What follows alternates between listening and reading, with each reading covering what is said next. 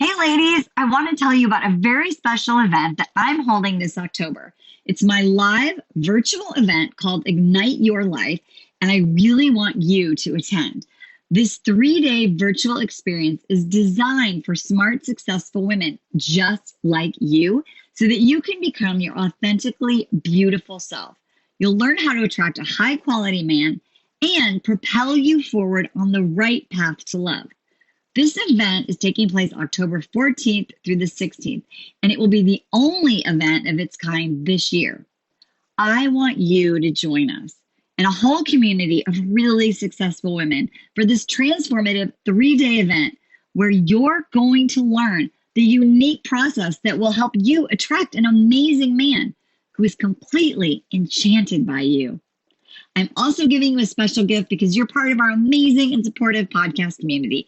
For the first 50 women who sign up to go to Ignite Your Life from our podcast community, I'm giving you $20 off the ticket price. So to access this discount, use the promo code by typing the word IGNITE at checkout. You'll save your spot for just $77, but you must act quickly because these spots are filling up fast. So to register, go to IYLVIP.com or find the link in our show notes. We look forward to seeing you there. You're listening to Life Check Yourself with life coach, transformational leader, and dating and relationship badass, Marni Batista. Every week, you'll get the raw truth from top experts and real people on the important life and love issues you want to know about. So if you're ready to life check yourself in your relationships, your career, and the areas of your life that matter most to you, and you're not afraid to be called out on your stuff, then you're ready for what's next. Life Check Yourself with Dr. Eva Selhub. How to get back to joy when life feels freaking hard.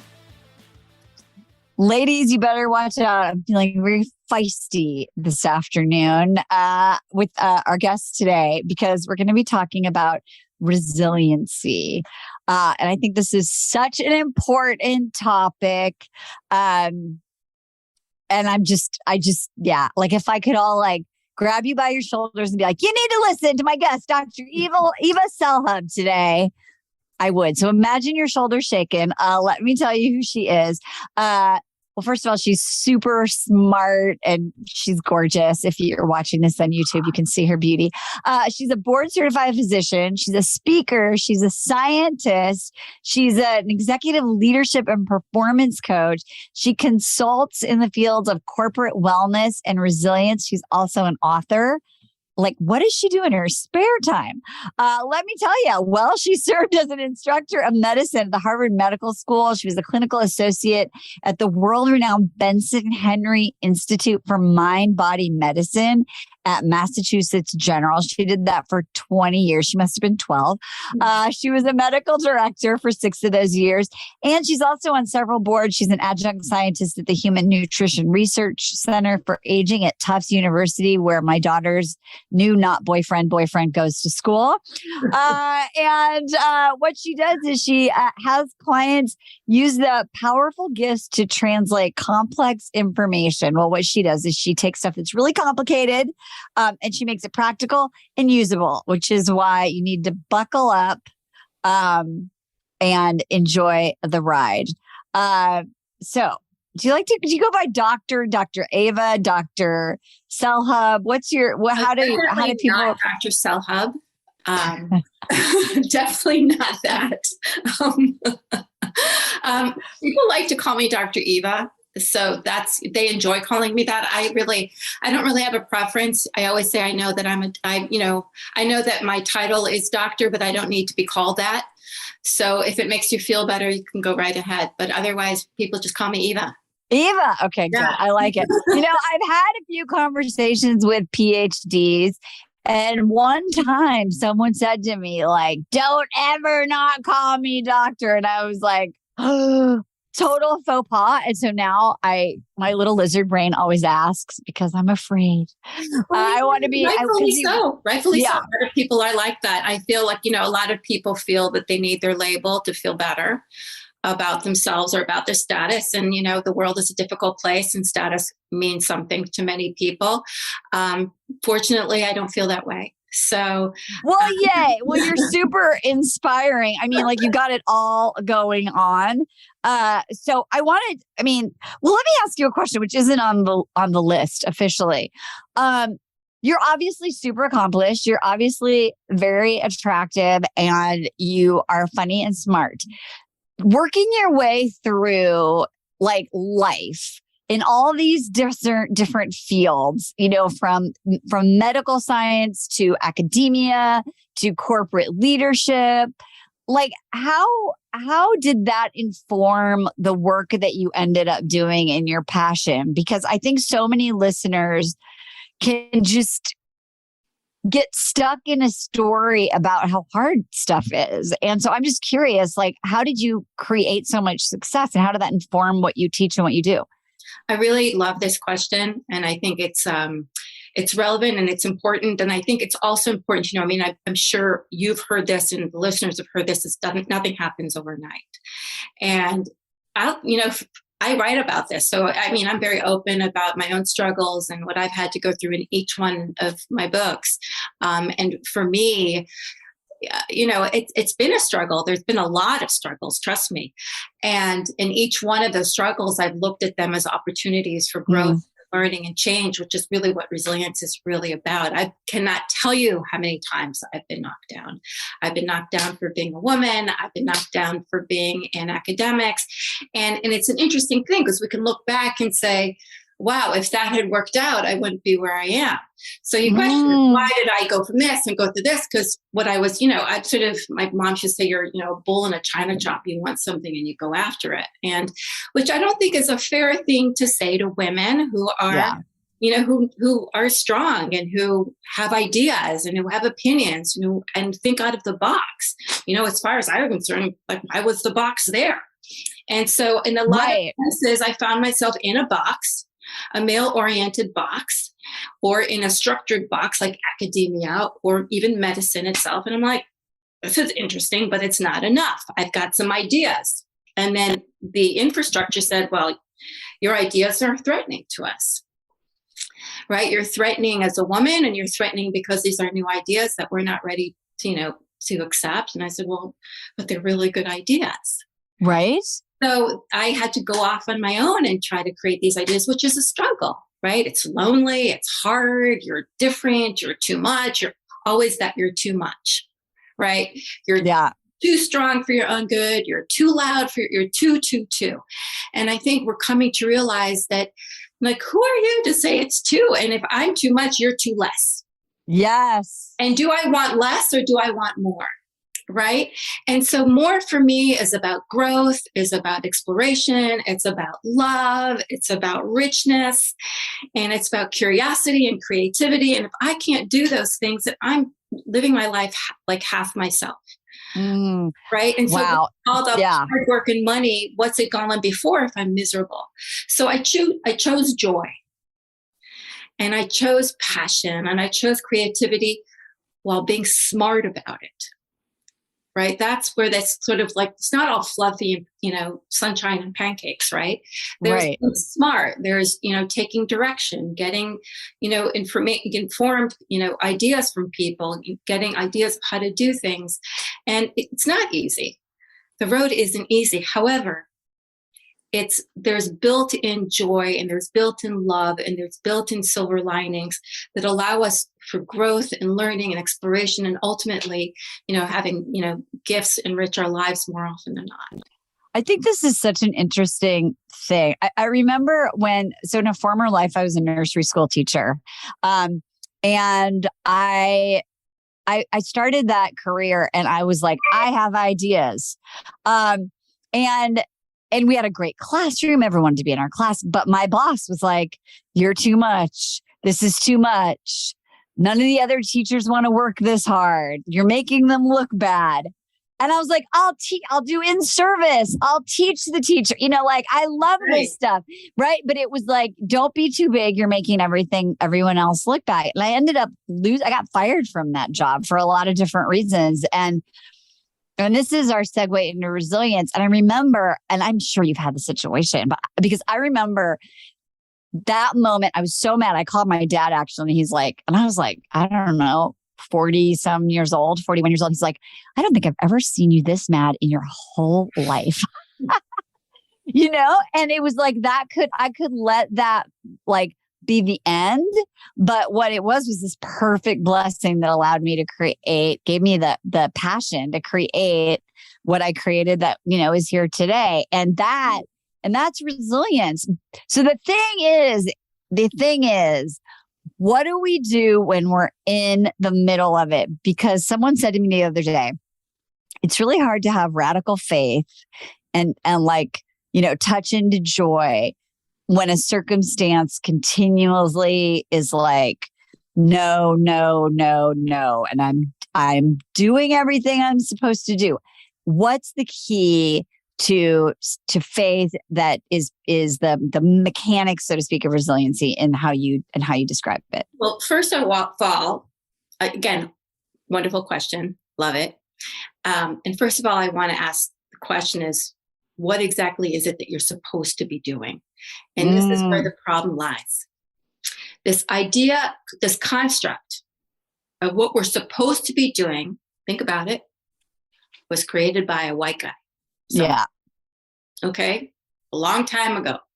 But it certainly wasn't a woman. He said, this is what we're supposed to do, up until recently was dress very feminine and be very domesticated and have get married and have children and have, be heterosexual and all these different things. That paradigm shifts are now happening where people are saying, well, why? What exactly? So I grew up being the dutiful daughter and doing everything I was supposed to do and following all the rules until it stopped working. And I was like, but I'd done everything I was supposed multiple times. Every time I was kind of like, this is what I'm going to do. This is my goal. I'm going to go for it. And everything I did, I would just work hard and I would get there. And then until that stopped working. Why did it stop working? Because it wasn't the right path for me or for whatever reason. But I look back and I say, thank God it didn't work. Right. Right. Because if I was, again, and this is, you can think about faith, you can think about the universe or God or alignment or whatever, destiny, whatever you believe in, right? But for me, I think, well, if I did go down that path, I would have been really miserable. Because if I knew then what I know now, but the thing is, we don't know.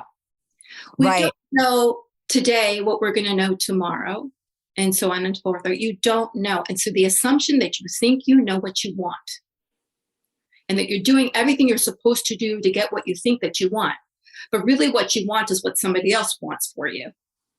Not necessarily what you want, because you don't even actually know what you want because you don't know yourself. Then it begs the question that if everything that I'm supposed to do isn't working, then maybe I need to step back and figure out who the hell I am and what I want to do. Wow. Okay. So there's a couple of areas that people are, thinking about probably when they're listening to this, like whether it's dating and relationship or even health, right? Or, whatever sort of that kind of situation people find themselves in, or obviously career stuff. Do you think that resiliency, or do you think this approach you're talking about is different depending upon the context of the struggle? Or is it like, here's how you're resilient no matter what area of life you're in? I think that every situation is different. And when I talk about is 6 pillars. Okay. Right? 6 pillars to help cultivate resilience. First and foremost, we're all resilient. To be human and to live on Earth in a very, very challenging world, always has been, you need to be resilient. You need to be resilient to get through the womb, to get through the uterus. Yeah. Just being born or giving birth or whatever goes into that, even the sperm meeting the egg and making it into a fetus, it takes a lot for that to happen. So don't for 1 minute think that you are not resilient already. Oh, that's oh my God, that's so empowering. Right? To think of all the things that all of us have been through to get us to this moment in a world that is not set up for us to succeed. It's so, first of all, I want everyone to go back, rewind, hit that little button twice, maybe 3 times, because you said something really powerful. It always has been. Right. Like, I think there's a lot of stuff saying like right now, this is officially the worst time, and I was just watching this mini series 1883 and they're literally like, trying the Oregon Trail.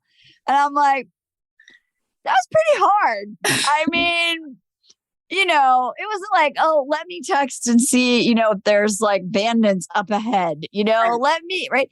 And so I just think that's a really important thing because when we get into victim thinking, That's it.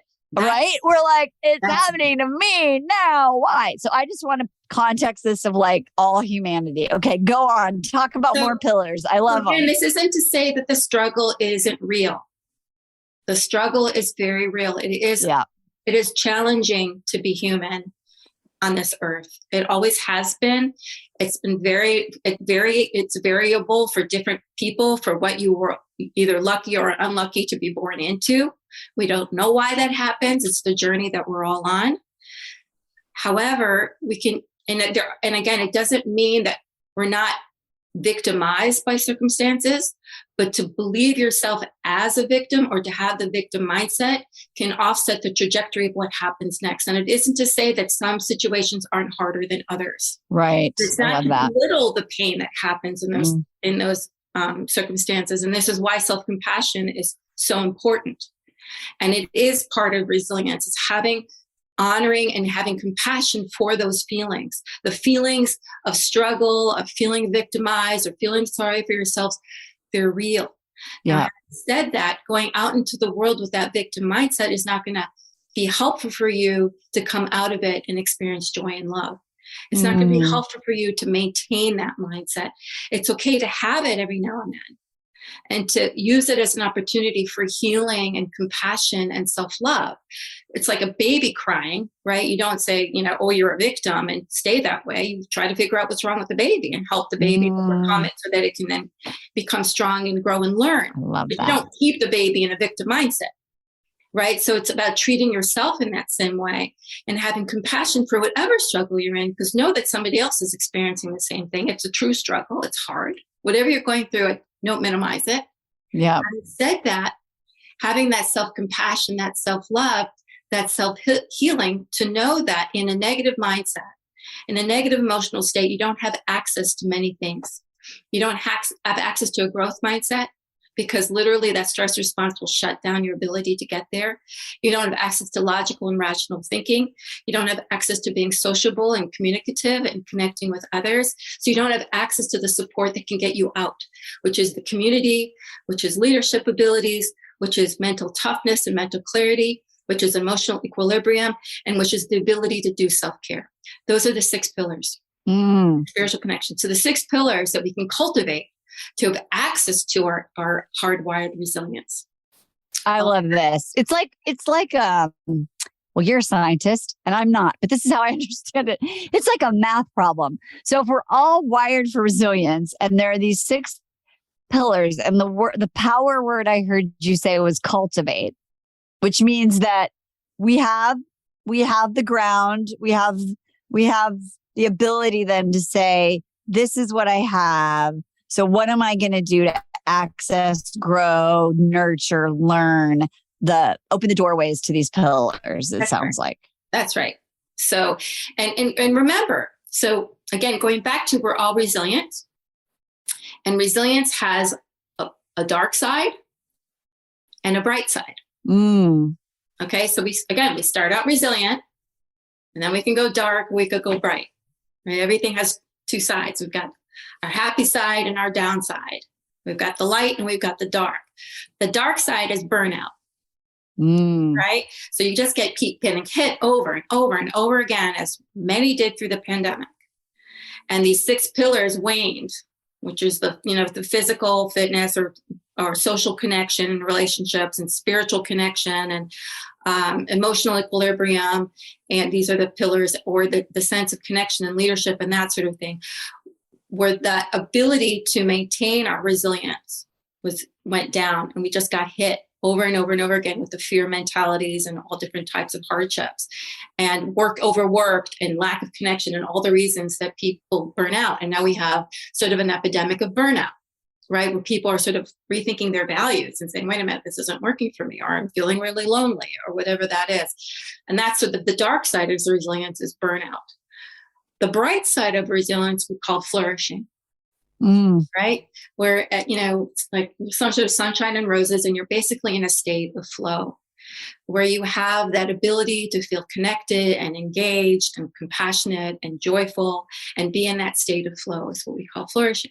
So you can go either way, and you can be both in the same day sometimes, because that's what it's like to be human.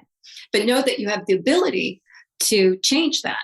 And again, so like I said, those what I call the 6 pillars are your physical health, right? Because we all know that when we don't feel well, life looks different. The lens within which you view yourself in life changes completely. I mean, think about when you're sleep deprived versus fully rested, just the whole day changes. So physical health is greatly connected to your ability and how you're going to view and perceive your world as being enough or not being enough, seeing yourself as victimized or resilient. That is, physically, it's important to say, what is happening with my physical health? Am I, how am I fueling myself? Am I fueling myself to thrive or to die? Right? What am I putting in my body? What am I putting in my head?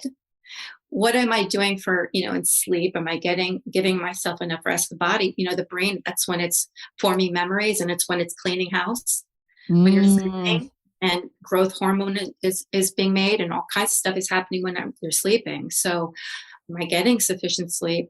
Am I putting nutrient-rich food into my body, or is it mostly inflammatory and toxic? What is my environment like? Where am I spending most of my time? Am I taking time to bring my stress response down and meditating? There's different types of things that we can do to enliven our physical health. So that's the first pillar. The second pillar is going to be my mental health, my mental clarity and toughness. What is my mindset? Do I have a victim mindset, or do I have a growth mindset? Am I looking at, I think people say, well, are you a half empty or half full person? I say, I'm neither. There's more where it came from. I love that. Okay.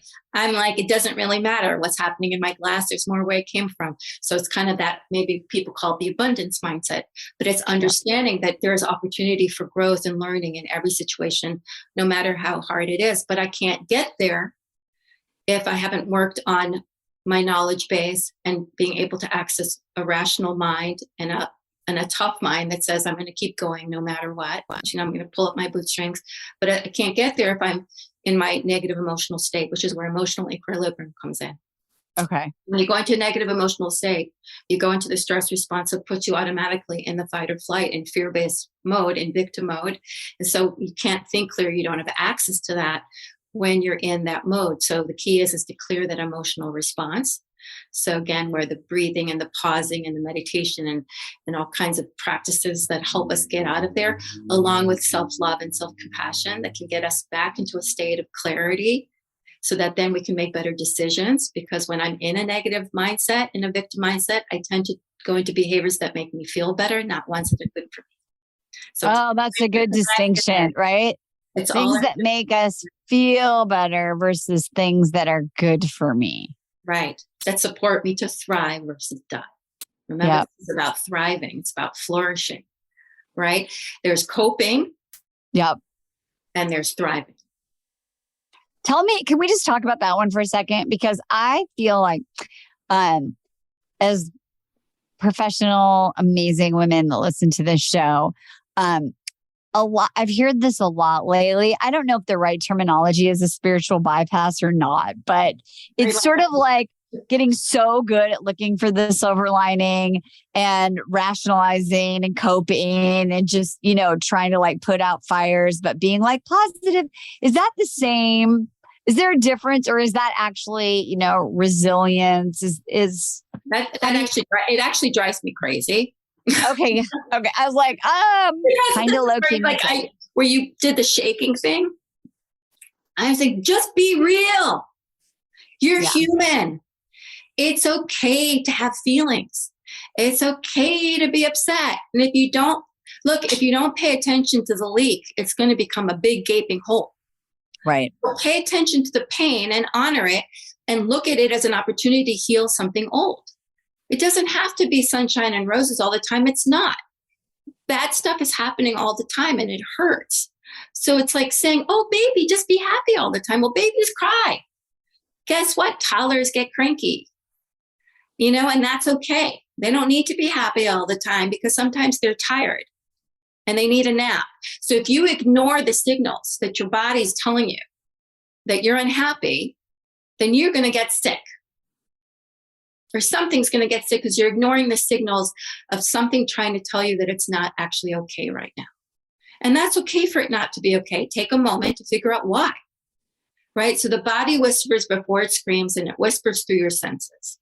Mm-hmm. It whispers through your eyes, your ears, your nose, but also through your feelings, through your emotional feelings. This is where the mindfulness practice comes in. It's about non-judgmental observation of the experience. Okay, so what am I feeling? I'm feeling sad right now. I'm feeling a pain in my chest right now. Okay, well, what can I do about that? I'm going to give myself more love right now until such time that I can be in sunshine and roses, because I really like being in sunshine and roses. I like being happy. I like being, peaceful. And I like seeing the world with my rose-colored glasses. I really like it. But right now I don't feel that way. That's okay. What do I need to do right now to take care of myself so I can get back there? So in that second pillar, what you're not saying, don't ignore what we talked about early on in the show. Like you just want to laser beam toward it, deal with it, and then check in that cultivation, so we'll just talk about the two pillars you've touched on, like physical, am I overtired? Am I not eating? Do I have a health question that I'm kind of working on that's causing me anxiety? Am I creating time in nature, meditating, or whatever it is? So it's like, am I being triggered? Is this a trigger of something old?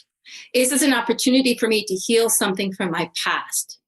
Right? Because this is a trigger. What is the belief system that is coming up for me given the situation? Because oftentimes the situation is not calling for this huge response, that emotional response, and saying, what does this remind me of? What is the belief system? Because if you believe in manifestation, if you believe in this law of attraction and like versus like and sunshines and roses and the spiritual bypass, as you will, then you know that everything is about vibration. Everything is about energy. And you're not going to get to the FM channel when you're in the AM channel. So find out why you're in the AM channel. The AM channel comes from old seated beliefs that are either come from your own upbringing or come from culture that has made you feel for one reason that you're not enough. And so deal with that issue. And that's where the meditations and healings and spiritual work and all this kind of stuff that people do and I do and offer people, there's all kinds of gifts that are available to us to do the deeper healing so that we reprogram that underlying belief system until it no longer exists. So if you think about it, if you're having an emotional response, it's because a wound has been opened. Great opportunity to heal it until such time it's no longer there. And then you feel that you don't react anymore to the same situation and you start attracting different circumstances. And that's where we also look at relationships, because that's going to be our fourth pillar. Okay. The fourth pillar is about relationships because we're social beings. We're not meant to be alone. And again, why the pandemic was so hard for so many people, because that is where it's an absolute necessity for us. Think about our ancestors did not exist on their own. They couldn't. It was impossible. It would never be able to exist in the wilderness on your own. Certainly not back then. And you were, especially when other animals, you were their prey. So we are meant to exist together. We're meant to have a sense of value that we're needed. We're meant to have physical touch. There's a hormone called oxytocin that allows us to feel connected and bonded and attached to one another, that also allows a species to exist, survive, and continue to survive. Without it, we wouldn't be monogamous and we wouldn't survive as a species. So the question also then lies in, are these relationships supportive? Am I able to both receive and to give? And as women, we tend to give without the ability to receive for whatever reason. A lot of it has to be because we don't feel deserving or we feel selfish or whatever ideas have been brought into that equation, as opposed to not understanding what supports me to thrive. Because when I thrive, I give and I give more. It's like putting fuel in my tank. So these are all pillars about what puts fuel in my tank so that I can give more. so I can be of more service, so I can be more, so I can be the too much that I am. Right? So what does that look like? So these relationships are really important into learning how to cultivate healthy, loving relationships that and allow us to also feel part of something. We have an innate desire, like hardwired in us, to feel like a sense of belonging. Oh, that's so powerful. The pillar comes in, which is the spirituality, spiritual connection. We are wired to feel like we need to belong to something greater than. So whatever comes in the form of, whether it's God or religion or spirituality, with whatever we call it now, the universe or nature, whatever it is, it's that sense of something larger, that sense of purpose, that sense of connection. That's what we truly need. And that really does bypass most hardship, that allows us that sense of flourishing and thriving. So that deeper sense of connection. And lastly, understanding that we are not islands that exist on our own. That not only do we need community and need relationships and need people, but everything we do influences everything else. So it's taking a role and a stance in the notion that we are all leaders. Say more about that. Well, when you throw a pebble into the water, does it create waves? It does. When you throw a boulder into the water, does it create waves? It's a splash and then some waves. Yeah. So the difference is that some of the waves are bigger than the other, but they both create waves. And those waves continue on into infinity without us being able to see them. So the point is we are all energy and molecules that are constantly moving and affecting the energy next to us. So taking ownership that everything that you do and everything that you are is not isolated. It doesn't exist on its own and affects everything else around you. And the question is what type of influence do I want to be in the world? And I think too, can you just talk about the, oh my gosh, we could be talking for hours. I can tell already because the pillars are so wholesome. Some people are like, okay, well, I feel like my contribution, like my job is X and I don't really feel like, I'm making a big ripple effect, or that's not my passion, or I don't know if what I'm doing makes a difference. When you talk about that impact and that thing that you're creating, can you talk about ways in which it's not necessarily through just like the job that we do? Like, are there other ways that we fulfill this? This is what I'm trying to get at. It's not about what you do. Again, you could be a pebble or you can be a boulder, but know that who you are in this world, how you show up, is going to make a difference. And remember what I said, there's a light side and there's a dark side. And we all have them. You got to embrace it. We all have a dark side and we have a light side. Now, when you go dark, when you get into that negative emotional state, everything contracts. Right. You go dark. You become invisible. You want everybody to see you, but you're becoming invisible because literally the stress response causes everything to contract, right? Like we go down, we become smaller, and you go dark. And that's what happens when people go into fear and negativity and divisiveness or anger and all that kind of stuff. You go dark. And guess what? The world gets dark. But when you find your light and you fill yourself up with love and compassion, and you take care of yourself, and then you just show up as the best version of yourself, whatever that may be, doing whatever you do, it doesn't actually matter. Because when you show up, you shine your light. And guess what? You create enough light for other people to find their light switch. That's so amazing. I was just thinking of, because I was thinking of my husband in that example, although I hear it all the time with clients, because what his career that he had never really filled him up in any way. And he's been like a house husband. He's right now, his role on our Life on the Road is so multifaceted. And when he gets in his dark side, he's like, oh, like my impact, or like, I never figured out what color my parachute is. And I think this is the way you've stated it, of course, because you're so amazing, is so beautiful, is that when you figure out how you show up in your light, you're like that flashlight for other people. And so I just think for my husband of all the amazing ways he's impacted his family and our family and all the way, that ripple effect. And I just really like to use that as an example because I think that there are those of us who are like, I know what I'm going to do. And I know my soul was meant to be a teacher or a doctor or a lawyer or make movies or write books or whatever it is. And then there's people that are just doing a job or they're doing something and their passion is elsewhere. And I really love this powerful notion that by showing up in your fullest self, you are making an impact. And like, I just don't want people to forget that because I want to share something with people because I was thinking about this today, in fact. And one of the ways I nurture myself is I love my baths. And I was relaxing in my bath and I was thinking to myself, there's always that marketing of how would you market yourself? Like, what do you do? Right. And I have such a big problem with that. Because I really can't really tell people what I do because I try different things. How you ask me, how do I get to do from here? Because somebody asks me and I go, okay, let's see. Can I do that? And I was like, wow, I'm really good at this. It's like, how did I become an executive leadership and, performance coach? I'm like, well, I had a client who I was helping with like stress and stuff and they brought me into the company. And before you know it, I was helping everybody with leadership. I mean, again, it's like, is that what I do? It's a skill set. Right? So I want people to take away this idea of what I do defines me.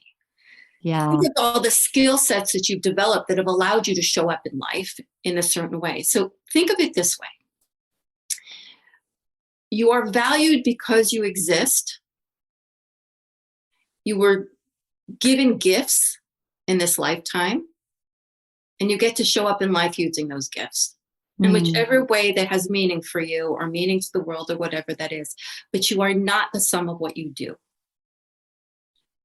You get to do these things. You get to, and again, it's very confusing. It's very heart-wrenching. Again, I'm not a talking head when I'm explaining these things to people. So these are things that I've suffered through, literally, that I've cried about, been depressed about, run to people about, like, I don't know, I'm not working. I'm trying to do this and it's not working, or I wanted to do this and, they don't want me or whatever that is. And, really saying, I am so lucky that I have these gifts and how am I going to, how are these gifts going to show up with, for me? So again, think about how you want to feel in life and the gifts that you'd like to either develop or you'd like to share. And then hopefully opportunities will arise where you get to utilize those gifts. And then you'll find yourself, like, because you've chosen the feeling of being happy, you've chosen the feeling of being enlivened, you've chosen the feeling of being collaborative. Think about what I want to feel rather than what I want to do. And then find out the skill sets that you want to develop to get to do those things. I love that. You were talking at the beginning about the old way. You go to this, you get an A, you do that, you go to this school, you get married, you have babies, whatever it is.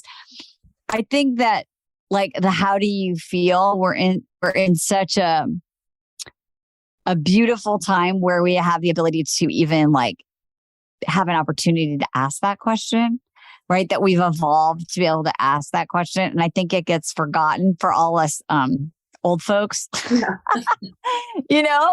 What do you want to do for a vacation? What do you want to do for your job? What do you want to do for mom's birthday? How do you want to feel? And I think that asking that it's so much more rich. So when you do all of these pillars, let's talk, because they're all obviously so integrated and in harmony. Even as you describe them, it's beautiful. So how does that ultimately then like soothe the lizard brain, right? So that we can be resilient? How does this machine all work to create a flourishing, joyful life of meaning? First and foremost, know that you are the thermometer. You're the gauge. So when you're happy, it doesn't matter what you're doing because you're happy. And the reason you're doing what you're doing is because you want to get happy. So the first thing is to remember is that the human design is such is that everything we do to get to a place where we feel better. That's just how it works. It's called homeostasis or allostasis, really, which is the ability to achieve stability through change. So the way human design is, or any living organism, is that the goal for every living organism is to be in a steady state of balance and peace. That's really all every living organism wants, is to feel good. And then what happens is life happens. It's just the way it is. Nothing is everything is dynamic, nothing static, which means something's gonna come to offset that balance, which we call stress, which then the body or system needs to adapt itself to achieve stability again. That's just how it works. We have peace, and then it gets shaken up, like hunger, and then I eat something and I'm back in peace. Or I'm tired and I sleep and I'm back in peace. So that's why we have a sensory body that lets us know when something's off, so that we can take care of it. The problem is that we've stopped listening. We've stopped listening to our senses, to our feelings, to our desires, to our wants. And so we find ourselves chasing happy outside of ourselves, as opposed to connecting with what it is we need, with love that we deserve and require, and take care of ourselves so that we can get into that balanced state, so that we have access to our logical, rational, clear mind to then do the things we need to do. It's like there's a billion self-help books. There's a billion management books. There's a billion how-to books. I was just talking to one of my chief executives who said that they were going to hire this company to do consulting to give them strategy. And I said, exactly for what? And they said, well, they're going to do this survey about client satisfaction. I'm like, your clients are satisfied. Why would you spend all this money to have an external person? Well, because we can't do it ourselves. Well, that's your problem, is that you can't do it yourself. So maybe let's look at the infrastructure. So again, it's very logical what they need to do, but because they're caught up in some emotionality of it, they can't get out of their way and they have to hire somebody else, which is going to cost them a lot of money. Right. And so again, hopefully we bypass that. But the point is when you pay attention to the core and are honest with what's wrong, and a lot of us don't want to look at that dark side. Right. So take a moment to look at the dark side, and then get the help you need to take care of that dark side. Take care of yourself.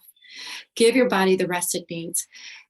Do the healing you need to do on that level. But in the quick piece of it is just take a moment to calm that stress response with a deep breathing, counting, meditation, calming, law of attraction, whatever tools you want to use.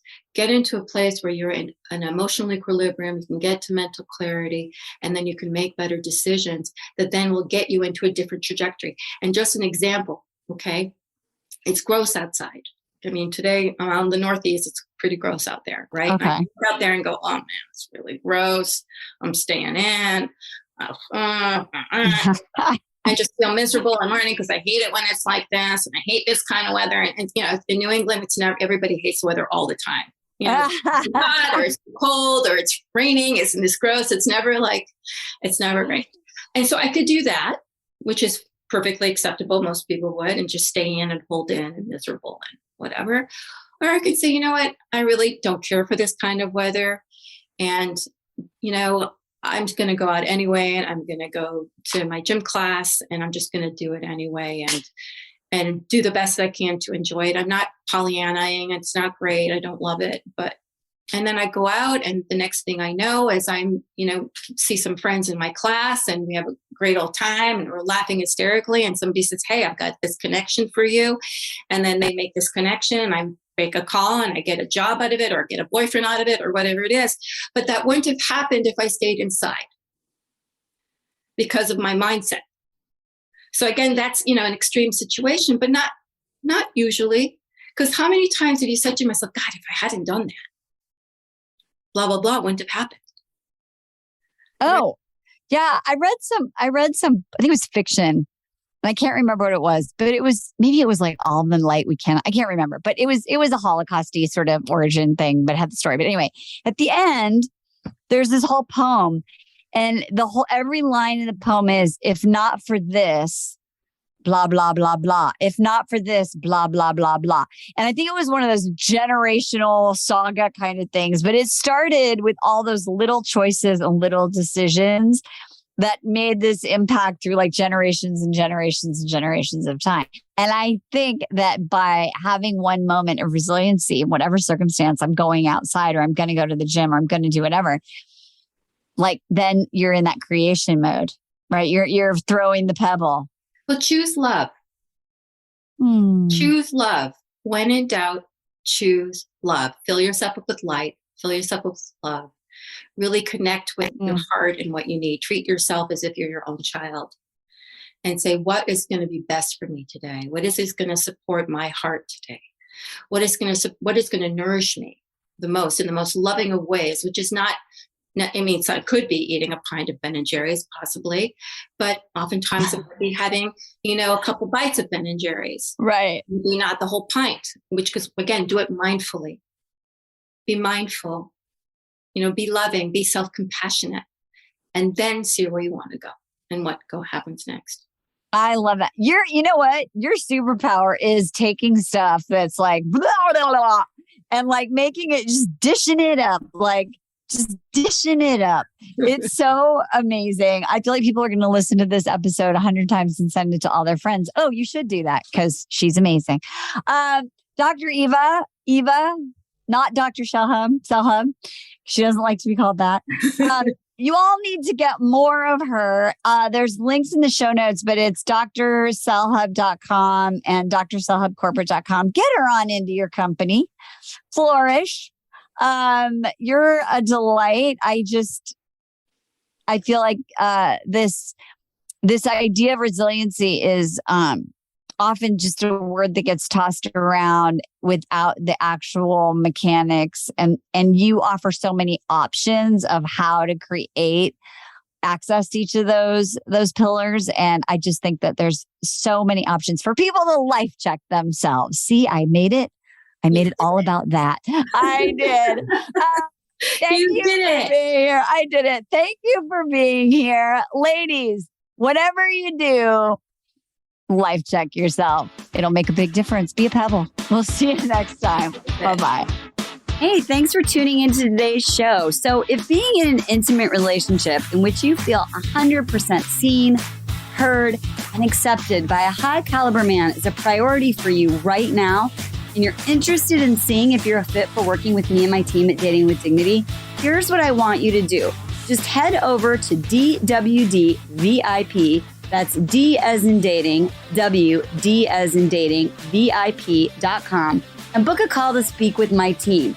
We'll get on the phone with you for about 60 minutes and you'll get crystal clear on what's stopping you from finding true love right now. We'll also take a look at what you want to create, what you want your whole life to look like when you're able to finally be fully expressed as a woman in a healthy relationship with an incredible guy. And if we can help you get from where you are right now to where you want to be, we will show you the fastest path possible that makes sense for you to do that. We help smart, successful women all over the world solve this one missing piece in their life so they can finally have it all. So to see if we can help you do the same thing, head over to DWDVIP.com. I'm Marni Batista, and let's talk soon.